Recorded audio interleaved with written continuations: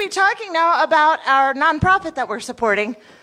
And Shelsea's going to be talking to you about it. She told me to emphasize she is merely a volunteer for the organization. So I'm humbling Shelsea on her behalf. And now I'm going to tell you a little bit about who they are. Their purpose is to reunite families separated by immigrant detention, one simple act of love at a time. As most of you, I'm sure, already know, we have an ICE detention center in Aurora. When people get out of those centers, they frequently have nowhere to go. They have no resources. Casa De Paz is a local organization. A woman named Sarah, honestly, bought a house and was like, this is where you guys can go if you have nowhere else. That's how this organization began. They, right? Yeah, for sure. They've been running for 7 years now. They host families whose loved ones are being detained and individuals who have been recently released. Let's see, they provide shelter, meals, access to phones, Wi-Fi, and computers, and transportation to immigrants released from detention. For those still detained, they offer visits as well as emotional support. And when they can, they also offer legal assistance or provide the resources to get them to who can help them.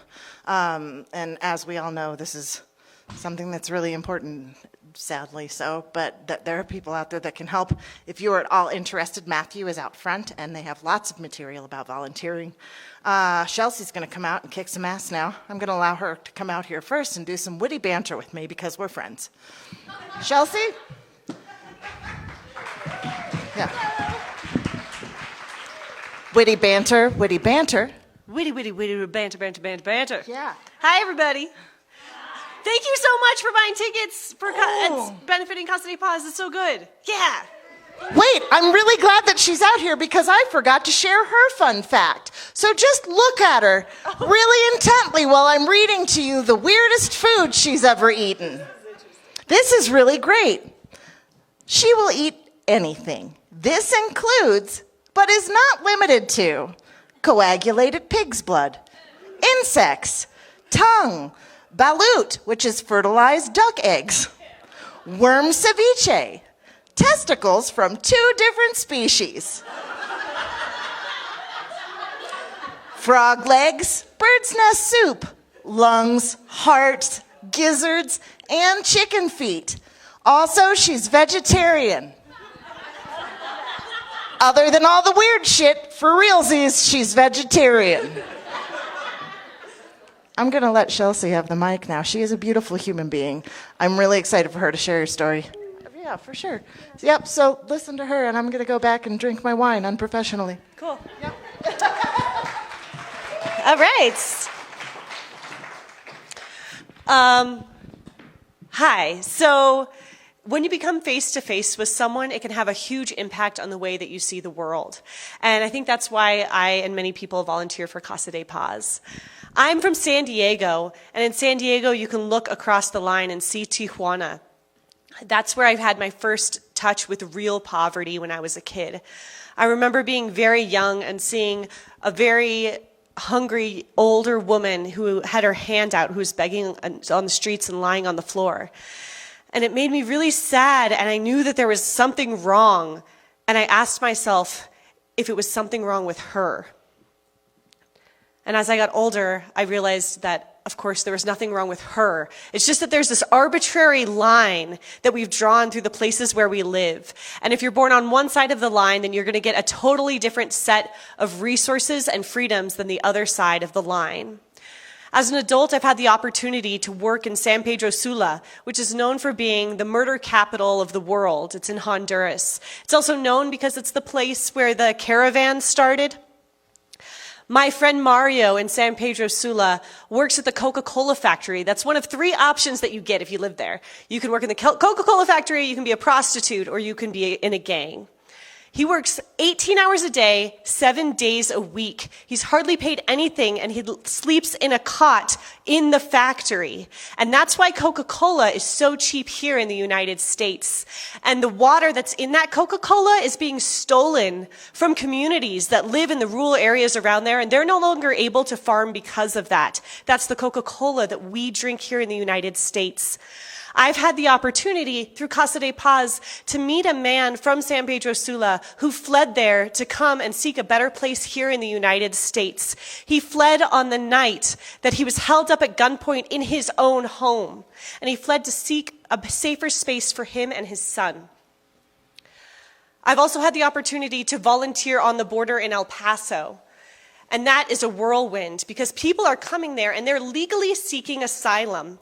And then they're placed in these detention centers where they're held under bridges, sometimes for months. And after that, they get dropped off to this volunteer organization that I was with. When they come, some of them don't have shoes. They have these packets of paper that they cannot read, and they're expected to show up to a court date on the other side of the country. But most importantly, they are extremely traumatized. Many of them say that the guards were throwing food at them instead of feeding them meals. These people have not broken the law by coming here and seeking asylum. The hardest part, though, is the people who have been separated from their families. Because there were people there in El Paso that were looking for their children. And the last night that I was there was a woman that was sobbing. And I was trying to get her to get on this Greyhound bus because she had to get to this court date. But she didn't want to leave because she'd been separated from her 16-year-old son. And she asked me if I could help her find her son. And I had no way of knowing where her son was. And I had to tell her that it might be a long time until she saw him again. The next morning, I'd flown back to Denver, and I saw in the news that a 16-year-old boy died in that detention center that night. And I feel like she had a mother's intuition that there was probably something very wrong with what was happening with her son. She's never going to see him again. I even have a friend in the detention center who was raised here in Colorado. He came here when he was a few years old. He lived here all of his life, went to school. When he was 21 years old, he got picked up by the cops, and now he's been in there for 2 years. For 2 years, he didn't get to see his mother, and he kept talking about how he was going to get to see her on his court date, and he was going to get to hug her. He hadn't had a hug. On his court date, he saw her across the room, but they didn't let him hug her, and all that he wanted was to hug her. And then he was deported to Mexico, where he doesn't know anyone. So all of these stories are stories of people that haven't gotten to say goodbye. And I imagine that if my father was in dire straits, he would flee as well. And he probably would do the same for me as that man from Honduras did for his son, to take that risk. And I would hope that if that ever happens, if my father has to cross some stupid arbitrary line, that there's somebody on the other side there helping, somebody just to do a simple act of love, to try to get him some support. So that's why it's really important to me to volunteer for Casa De Paz, because I just imagine that there's no one person that deserves more freedom or more rights than any other person. And so thank you all so much for buying tickets today. I feel like this is a really big help, and I know that this money is going to go really far. So thanks a lot.